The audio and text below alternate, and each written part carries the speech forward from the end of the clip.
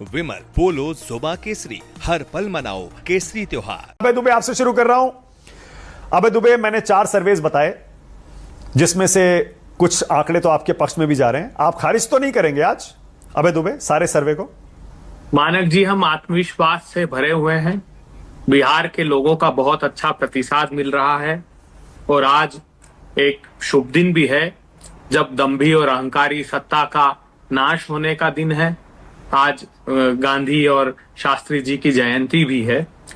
तो जो हम लोगों ने इंटरनल अपना सर्वे किया है और रीजन वाइज किया है, सीट वाइज किया है, आज उसकी पूरी डिटेल तो मैं आपसे शेयर नहीं करूंगा, लेकिन जो हम लोगों ने इंटरनली किया है वो 135 से 147 सीट्स महागठबंधन की है। हमने रीजन वाइज किया है और आप हतप्रभ रह जाएंगे।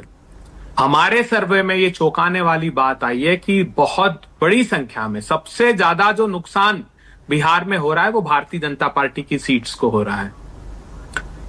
जेडीयू के लिए जो हमने मूल्यांकन किया है, ये जो मुद्दे आपने जो किए हैं, ये बिल्कुल हूबहू इन सर्वे के बिल्कुल ठीक है कि बेरोजगारी सबसे बड़ा है और वोट चोरी इक्वली उतना ही बड़ा मुद्दा हमारे सर्वे में भी निकल कर आया है।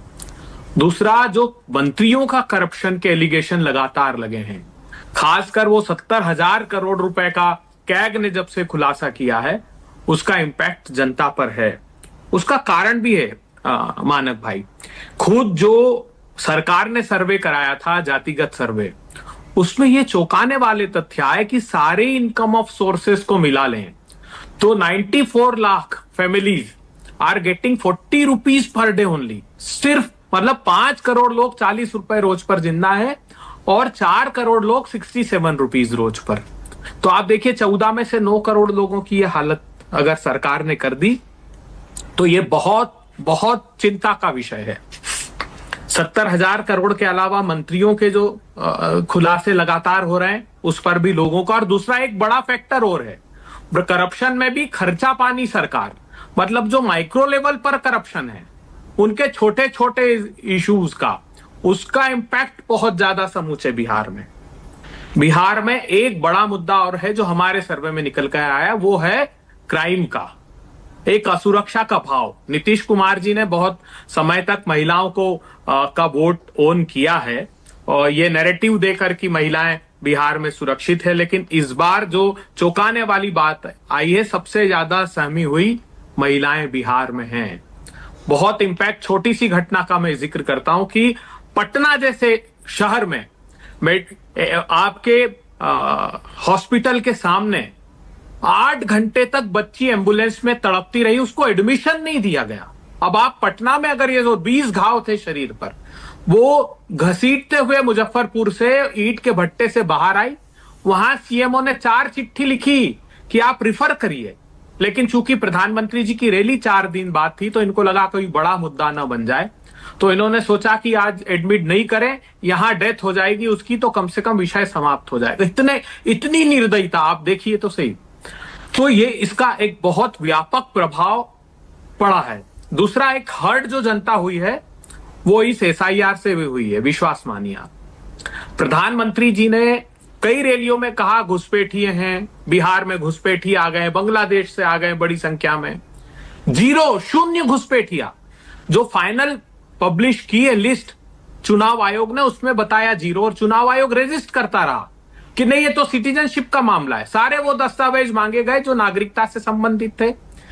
आप आश्चर्य करेंगे, आपके संवाददाताओं ने तो बहुत अच्छा काम किया है, न्यूज 24 को बधाई देता हूं, वो सारे क्षेत्रों में लगभग गए। वहां यह बताया गया कि कोई दस्तावेज साइन नहीं कराए। मतलब आप आश्चर्य करेंगे कि जिस प्रक्रिया को इतनी बड़ी वैधानिक प्रक्रिया बता रहे हैं, उन्होंने एक विज्ञापन दिया, ये विज्ञापन की कॉपी है। एक समय यह आया कि चुनाव आयोग ने विज्ञापन दिया कि कोई दस्तावेज नहीं है तो मत दीजिए, आप तो साइन कर दीजिए पेपर। और मैं चुनौती देता हूं, करीब 60 से 70% लोगों ने वो हस्ताक्षर भी नहीं किए हैं। जो बाहर मजदूरी में, आप सोचिए, जो वेबसाइट मोदी सरकार की है, 2,90,00,000 लोगों ने पलायन किया। ये ई श्रम पोर्टल पर रजिस्टर्ड है। और ये कह रही है सरकार राज्यसभा में जवाब में कि असली में ये संख्या 3,45,00,000 है, कुछ रजिस्ट्रेशन अभी हमारे लाइनअप होने बाकी हैं।